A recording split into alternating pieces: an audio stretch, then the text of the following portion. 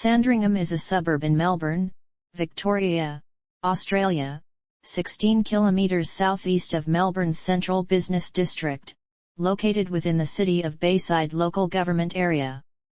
Sandringham recorded a population of 10,926 at the 2021 census. History. Early history. Sandringham is recorded in the Domesday Book as Sandringham, and the land was awarded to a Norman knight, Robert Fitzcorbin, after the conquest. The local antiquarian Claude Messant, in his study The Architecture on the Royal Estate of Sandringham, records the discovery of evidence of the pavements of a Roman villa near Appleton Farm. In the 15th century it was held by Anthony Woodville, Lord Scales, brother-in-law to Edward IV. In the Elizabethan era a manor was built on the site of the present house, which, by the 18th century, came into the possession of the Host Henley family, descendants of Dutch refugees. In 1771 Cornish Henley cleared the site to build a Georgian mansion, Sandringham Hall. In 1834, Henry Host Henley died without issue, and the estate was bought at auction by John Mataw, a London merchant. Mataw was also without heirs and bequeathed Sandringham, together with another Norfolk estate and a property in Surrey, to the third son of his close friend, Emily Lamb, the wife of Lord Palmerston. At the time of his inheritance in 1843, Charles Spencer Cooper was a bachelor diplomat, resident in Paris. On succeeding to Mataw's estates, he sold the other properties and based himself at Sandringham. He undertook extensions to the hall, employing Samuel Sanders Tulin to add an elaborate porch and conservatory. Cooper's style of living was extravagant. He and his wife spent much of their time on the continent, and within 10 years the estate was mortgaged for £89,000. The death of their only child, Mary Harriet, from cholera in 1854 led the couple to spend even more time abroad, mainly in Paris, and by the early 1860s Cooper was keen to sell the estate. Edward VII. In 1861 Queen Victoria's eldest son and heir, Albert Edward, was approaching his 20th birthday. Edward's dissipated lifestyle had been disappointing to his parents, and his father, Prince Albert, thought that marriage and the purchase of a suitable establishment were necessary to ground the prince in country life and pursuits and lessen the influence of the Marlborough House set with which he was involved. Albert had his staff investigate 18 possible country estates that might be suitable, including Newstead Abbey in Nottinghamshire and Houghton Hall in Norfolk. The need to act quickly was reinforced by the Nellie Clifton affair, when Edward's fellow officers smuggled the actress into his quarters. The possibility of a scandal was deeply concerning to his parents. Sandringham Hall was on the list of the estates considered, and a personal recommendation to the Prince Consort from the Prime Minister Lord Palmerston, stepfather to the owner, swayed Prince Albert. Negotiations were only slightly delayed by Albert's death in December 1861. His widow declared, "His wishes, his plans about everything are to be my law."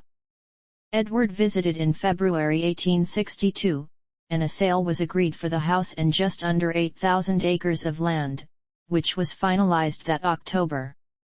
Queen Victoria only twice visited the house she had paid for. Over the course of the next 40 years, and with considerable expenditure, Edward was to create a house and country estate that his friend Charles Carrington called the most comfortable in England. The price paid for Sandringham, £220,000, has been described as exorbitant. This is questioned by Helen Walsh, author of the estate's recent history, who shows the detailed analysis undertaken by the Prince Consort's advisors and suggests that the cost was reasonable. However, the house was soon found to be too small to accommodate the Prince of Wales's establishment following his marriage in March 1863 and the many guests he wished to entertain. In 1865, 2 years after moving in, the Prince commissioned A. J. Humbert to raise the original hall and create a much larger building. Humbert was an architect favoured by the royal family for no good reason, according to the architectural historian Mark Gerard, and had previously undertaken work for Queen Victoria at Osborne House and at Frogmore House. The new red brick house was complete by late 1870, the only element of the original house of the Henley Hosts and the Coopers that was retained was the elaborate conservatory designed by Tulin in the 1830s. Edward had this room converted into a billiard room. A plaque in the entrance hall records that this house was built by Albert Edward, Prince of Wales, and Alexandra his wife in the year of our Lord 1870. The building was entered through a large porte-cochere straight into the main living room, an arrangement that was subsequently found to be inconvenient. The house provided living and sleeping accommodation over 3 stories, with attics and a basement. The Norfolk countryside surrounding the house appealed to Alexandra, as it reminded her of her native Denmark. Within a decade, the house was again found to be too small, and in 1883 a new extension, the Bachelor's Wing, was constructed to the designs of a Norfolk architect, Colonel R. W. Addis. Addis also built a new billiard room and converted the old conservatory into a bowling alley. The Prince of Wales had been impressed by one he had seen at Trentham Hall, and the alley at Sandringham was modelled on an example from Rumpenheim Castle, Germany. In 1891, during preparations for Edward's 50th birthday, a serious fire broke out when maids lit all the fires in the second-floor bedrooms to warm them in advance of the prince's arrival. Addis was recalled to undertake rebuilding and further construction. As he had with the Bachelor's Wing, Addis tried to harmonize these additions with Humbert's house by following the original Jacobean style, and by using matching brickwork and Ketton stone. The house was up to date in its facilities, the modern kitchens and lighting running on gas from the estate's own plant and water being supplied from the Appleton Water Tower, constructed at the highest point on the estate. The tower was designed in an Italianate style by Robert Rawlinson, and Alexandra laid the foundation stone in 1877. The prince's efforts as a country gentleman were approved by the press of the day. A contemporary newspaper expressed a wish to Sandringhamize Marlborough House as a landlord, agriculturist, and country gentleman. The prince sets an example which might be followed with advantage. The royal couple's developments at Sandringham were not confined to the house. Over the course of their occupation, the wider estate was also transformed. Ornamental and kitchen gardens were established, employing over 100 gardeners at their peak. Many estate buildings were constructed, including cottages for staff, kennels, a school, a rectory, and a staff clubhouse, the Bab in Gley. Edward also made Sandringham one of the best sporting estates in England to provide a setting for the elaborate weekend shooting parties that became Sandringham's defining rationale. To increase the amount of daylight available during the shooting season, which ran from October to February, the prince introduced the tradition of Sandringham time, whereby all the clocks on the estate were set half an hour ahead of GMT. This tradition was maintained until 1936. Edward's entertaining was legendary, and the scale of the slaughter of game birds, predominantly pheasants and partridges, was colossal. The meticulously maintained game books recorded annual bags of between 6,000 and 8,000 birds in the 1870s, rising to bags of over 20,000 a year by 1900. The game larder, constructed for the storage of the carcasses, was inspired by that at Holcombe Hall and was the largest in Europe. Guests for Sandringham house parties generally arrived at Wolferton railway station, 2.5 miles from the house, travelling in royal trains that ran from St Pancras station to King's Lynn and then on to Wolferton. The station served the house from 1862 until its closure in 1969. Thereafter, the Queen and others staying at the house have generally travelled by car from King's Lynn. Edward VII established the Sandringham Stud in 1897, achieving considerable success with the race horses Persimmon and Diamond Jubilee. Neither his son nor his grandsons evinced as much interest in horses, although the stud was maintained, but his great-granddaughter, Elizabeth II, tried to match Edward's equestrian achievements and bred several winners at the Sandringham stud. On January 14, 1892, Edward's eldest son and heir, Prince Albert Victor, Duke of Clarence and Avondale, died of pneumonia at the house. He is commemorated in the clock tower, which bears an inscription in Latin that translates as "The hours perish and will be charged to our account." George V. In his will, Edward VII left his widow £200,000 and a lifetime interest in the Sandringham estate. Queen Alexandra's continued occupancy of the big house compelled George V, his wife, Queen Mary, and their expanding family to remain at York Cottage in the grounds, in rather cramped conditions. Suggestions from courtiers that Queen Alexandra might move out were firmly rebuffed by the king. "It is my mother's house, my father built it for her." The king also lacked the sociability of his father, and the shortage of space at York Cottage enabled him to limit the entertaining he undertook, with the small rooms reportedly reminding him of the on-board cabins of his naval career. The new king's primary interests, aside from his constitutional duties, were shooting and stamp collecting. He was considered one of the best shots in England, and his collections of shotguns and stamps were among the finest in the world. Deeply conservative by nature, George sought to maintain the traditions of Sandringham estate life established by his father, and life at York Cottage provided respite from the constitutional and political struggles that overshadowed the early years of George's reign.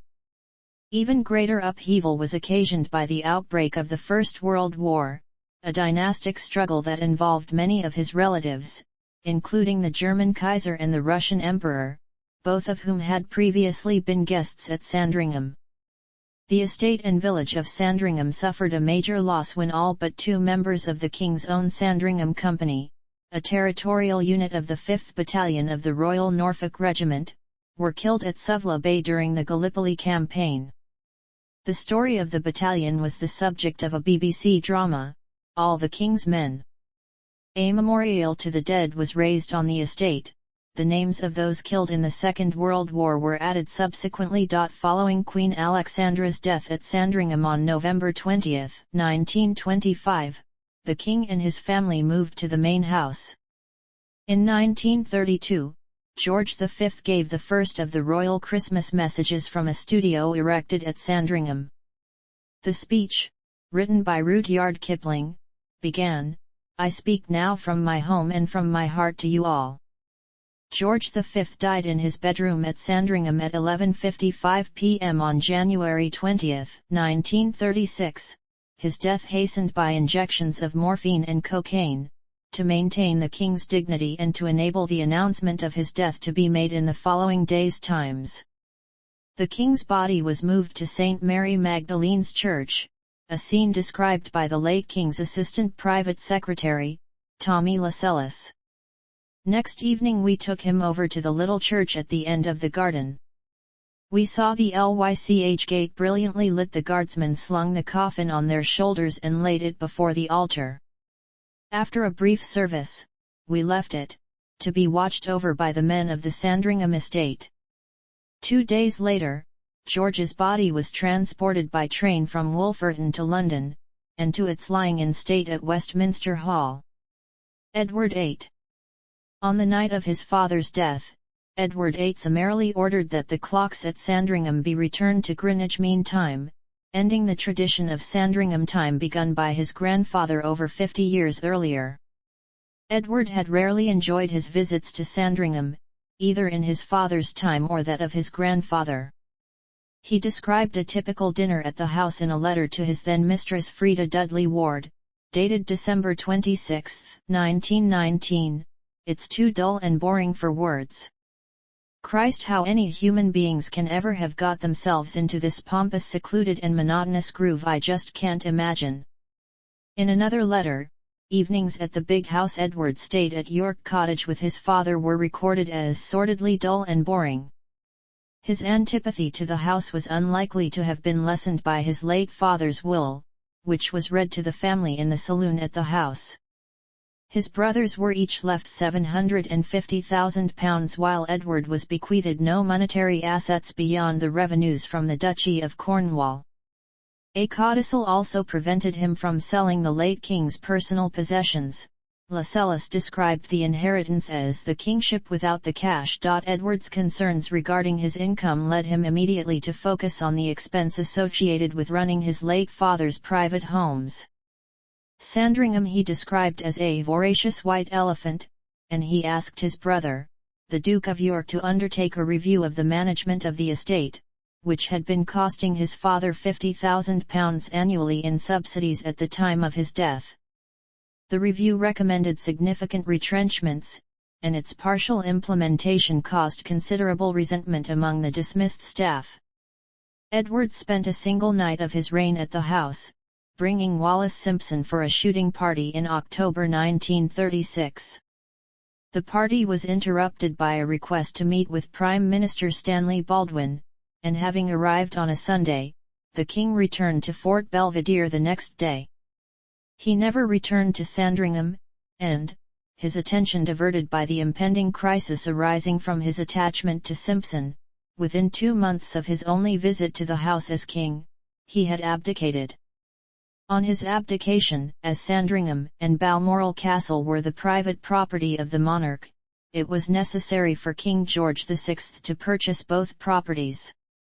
The price paid, £300,000, was a cause of friction between the new king and his brother, George VI.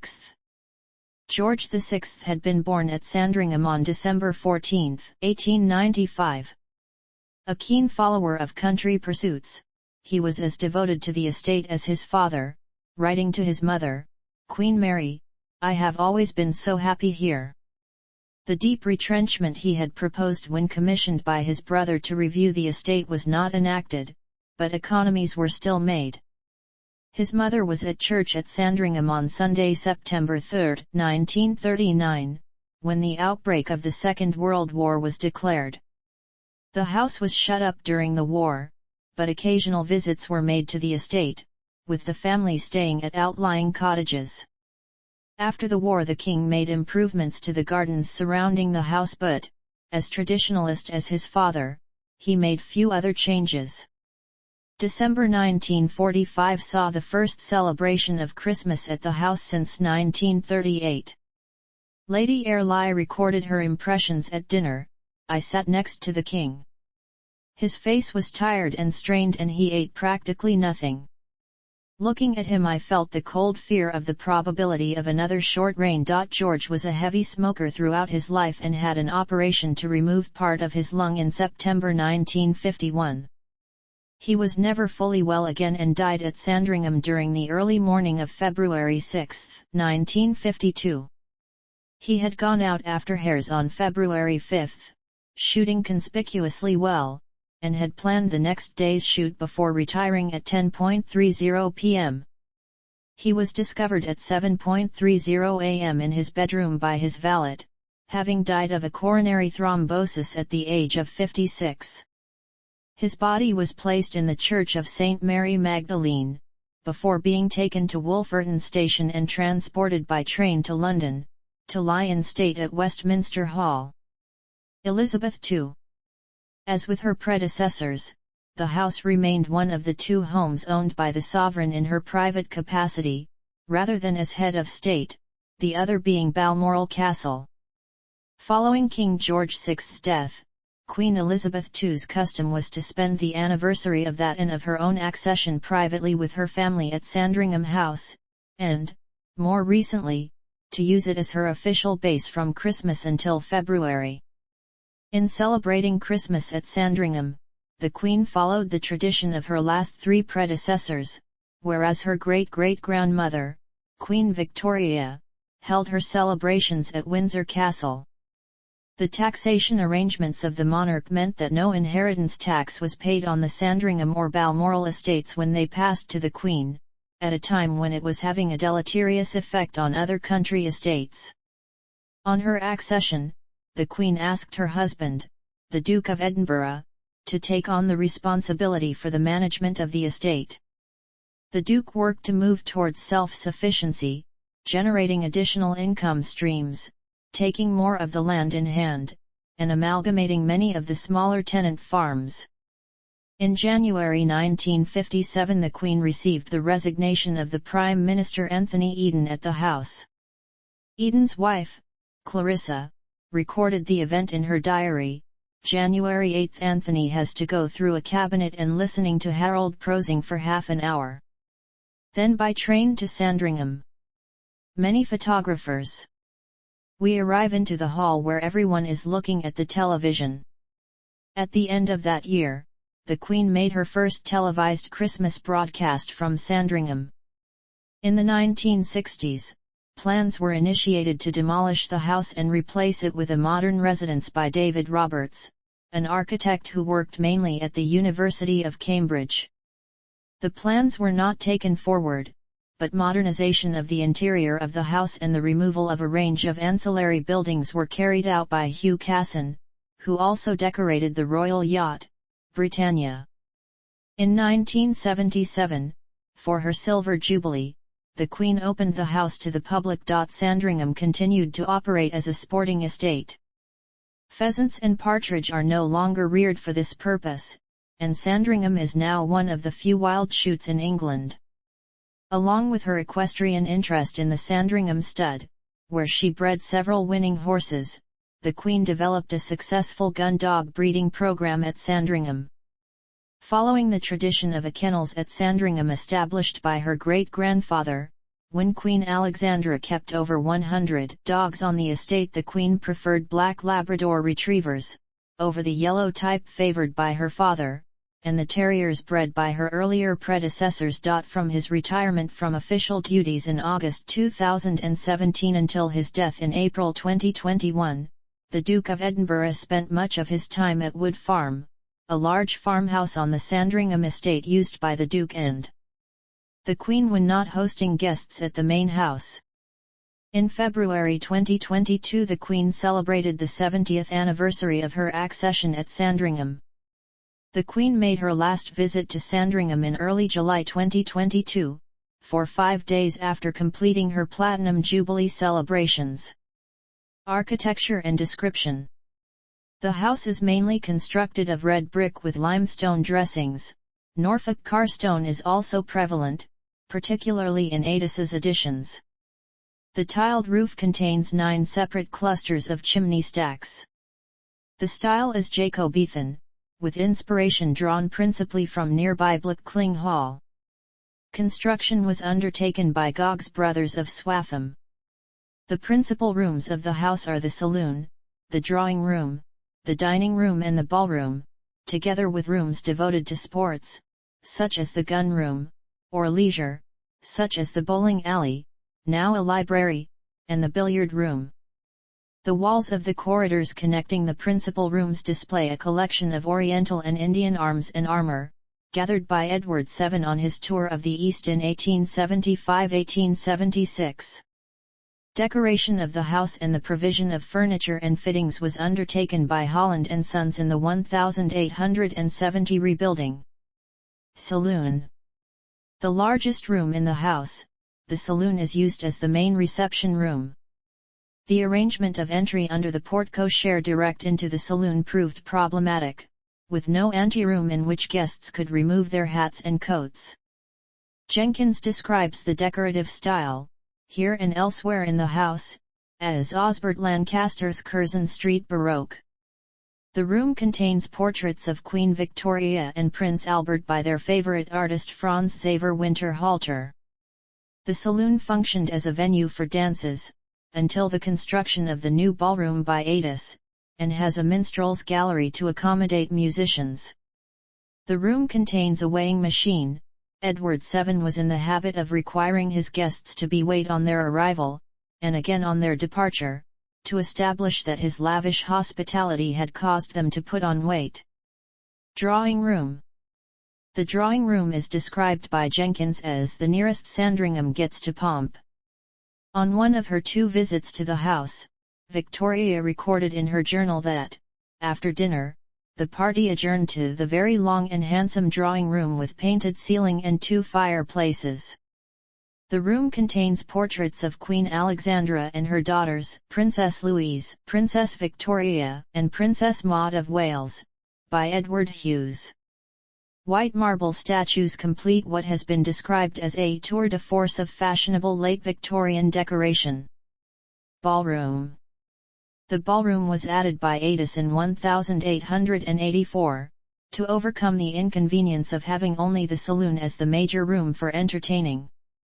As this was also the main family living room, it had previously been necessary to remove the furniture when the saloon was required for dances and large entertainments. Alexandra recorded her delight at the result. "Our new ballroom is beautiful, I think, and a great success, and avoids pulling the hall to pieces each time there is a ball or anything." At the time of Queen Victoria's visit in 1889, the room was used for a theatrical performance given by Sir Henry Irving and Ellen Terry. Queen Elizabeth too used the room for entertainments and as a cinema. Dining room. The walls of the dining room are decorated with Spanish tapestries, including some by Goya which were a gift from Alfonso XII of Spain. The walls are panelled in oak, painted light green for Queen Mary, who had been inspired by a visit to a Scottish castle. Jill Franklin's study of the planning of Victorian country houses includes a photograph of the dining room at Sandringham with the table laid for dinner for 24, a very usual number to seat for dinner in a major country house of the time. Appreciation. Sandringham House has not been admired by critics. Its chief fault is the lack of harmony between Humbert's original building and Addis's extensions. A contrast between the northern and southern halves of the house has been much criticized ever since. The architectural historian John Martin Robinson wrote in 1982, "Sandringham, the latest in date of the houses of the British monarchy, is the least distinguished architecturally." In his biography of Queen Mary, James Pope Hennessy compared the house unfavourably to a golf hotel at St Andrews or a station hotel at Strathpeffer. Simon Jenkins considered Sandringham unattractive, with a grim, institutional appearance. Pevsner described the architectural style as frenetic. Gerard expressed himself perplexed as to the preference shown by the royal family for A. J. Humbert, a patronage the writer Adrian Tinniswood described as the Victorian royal family's knack for choosing second-rate architects. An article on the house in the June 1902 edition of Country Life opined, "Of mere splendour there is not much, but of substantial comfort a good deal." The writer Clive Islett suggests that the sporting opportunities offered by the estate were the main attraction for its royal owners, rather than the house itself, which even after rebuilding was never beguiling. The fittings and furnishings were also criticized. The biographer of George V, Kenneth Rose, wrote that, except for some tapestries given by Alfonso XII, Sandringham had not a single good picture, piece of furniture or other work of art. Neither Edward VII nor his heir were noted for their artistic appreciation. Writing of the redevelopments at Buckingham Palace undertaken by George V, and previously by Edward VII, the architectural historian John Martin Robinson wrote that, "The king had no more aesthetic sensibility than his father and expressed impatience with his wife's keen interest in furniture and decoration." In the series of articles on the house and estate published in 1902 by Country Life to celebrate Edward VII's accession, the author noted the royal family's set policy of preferring those pictures that have associations to those which have merely artistic merit. Exceptions came to include works from the collection of mainly 20th-century English art assembled by the Queen Mother, including pieces by Edward Seago and John Piper, who produced a view of Sandringham. John Piper's sombre palette did not always find favour with Queen Elizabeth or her husband, George VI, remarking, "You seem to have very bad luck with your weather, Mr. Piper." The house also has an extensive holding of works by Faberge, the world's largest, assembled by Queen Alexandra and later members of the family, which includes representations of farm animals from the Sandringham estate commissioned by Edward VII as presents for his wife. Although not highly regarded as architecture, Sandringham is a rare extant example of a full-scale Victorian country house, described in the magazine Country Life as lived in and beautifully maintained, complete with its original contents, gardens, and dependent estate buildings. The house, the landscaped gardens, park, and woodlands are listed Grade 2* on the Register of Historic Parks and Gardens, Grade 2* being the second highest listing, reserved for particularly important buildings of more than special interest. Gardens. The Gardens and Country Park comprise 600 acres of the estate, with the gardens extending to 49 acres. They were predominantly laid out from the 1860s, with later alterations and simplifications. Edward VII sought advice from William Broderick Thomas and Ferdinand de Rothschild, a friend and advisor to the king throughout his life. The original lake was filled and replaced with the elaborate parterres fashionable at the time. These have since been removed. 2 new lakes were dug further from the house, and bordered by rockeries constructed of Pulamite stone. A summer house, called the Nest, stands above the upper lake, a gift in 1913 to Queen Alexandra from the controller of her household, General Sir Dighton Probyn. The gardens to the north of the house, which are overlooked by the suite of rooms used by George VI, were remodeled and simplified by Geoffrey Jellicoe for the king and his wife after the Second World War. A statue of Father Time, dating from the 18th century, was purchased by the Queen Mother and installed in 1951.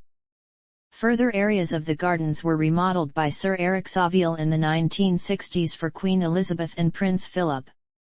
The extensive kitchen gardens, which in Edward VII's time included carriage drives to allow guests to view the highly ornamental arrangements, were also laid to lawn during Queen Elizabeth II's reign, having proved uneconomic to maintain. Wider estate. The 20,000-acre Sandringham estate has some of the finest shoots in England, and is used for royal shooting parties. Covering 7 villages, the estate's other main activities, aside from tourism, are arable crops and forestry. The grounds provided room for Queen Alexandra's menagerie of horses, dogs, cats, and other animals.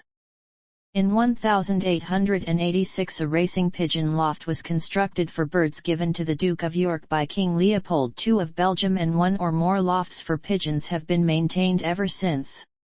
The Norwich Gates, designed by Thomas Jekyll and made by the local firm of Barnard, Bishop, and Barnard, were a wedding present for Edward and Alexandra from the gentry of Norfolk. In 2007 Sandringham House and its grounds were designated a protected site under Section 128 of the Serious Organised Crime and Police Act 2005. This makes it a criminal offence to trespass in the house or its grounds. The Sandringham estate has a museum in the former coach house with displays of royal life and estate history.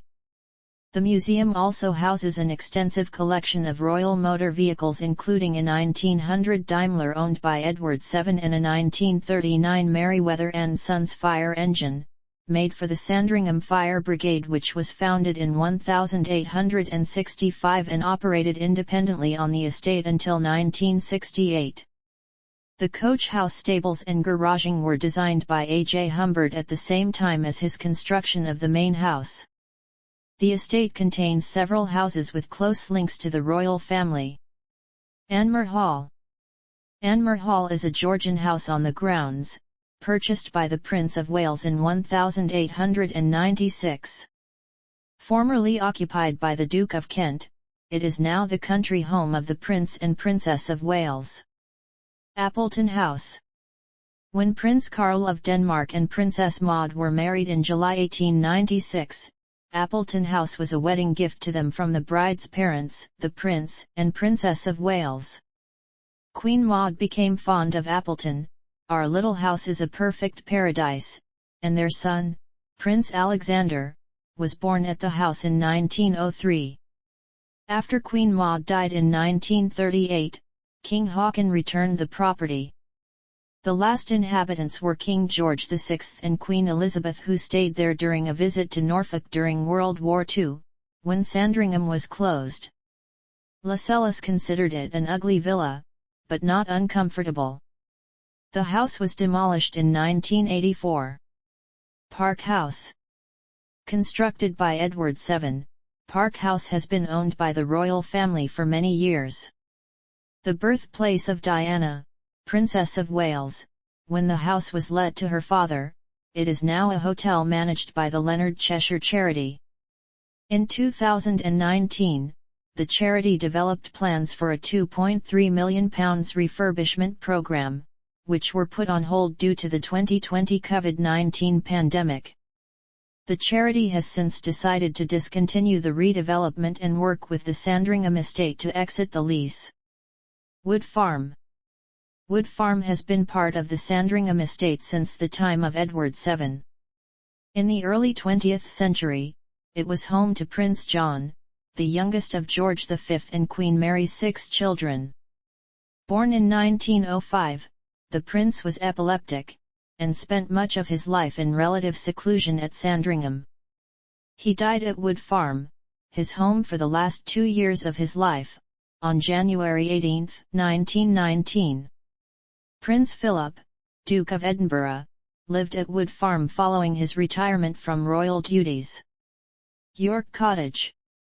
York Cottage, originally known as Bachelor's Cottage, was built by Edward, Prince of Wales, soon after he acquired Sandringham to provide further accommodation for guests. It was home to George V from 1893 until his mother's death enabled him to move into the main house in 1925. Edward VIII, by then Duke of Windsor, told his father's biographer Harold Nicholson, "Until you have seen York Cottage you will never understand my father." The cottage was no more highly regarded architecturally than the main house. James Pope Hennessy, the official biographer of Queen Mary, called it tremendously vulgar and emphatically, almost defiantly hideous. Nicholson described it as a glum little villa, rooms indistinguishable from those of any Surbiton or Upper Norwood home. He was particularly dismissive of the royal bathing arrangements. "Oh my God! What a place!" The King's and Queen's baths had lids that shut down so that when not in use they could be used as tables. "It is almost incredible that the heir to so vast a heritage lived in this horrible little house." Nicholson's strictures did not appear in his official biography of the king. York Cottage is currently the estate office for the Sandringham estate. Public access. The country park and the visitors centre are open throughout the year. The house, gardens, and museum were opened annually from the end of March until the end of October, but COVID-19 led to the closure of much of the estate. Staged reopening was planned from February 2022. Following the death of Elizabeth II, Sandringham was closed for a period of official mourning. See also: St. Mary Magdalene Church, Sandringham.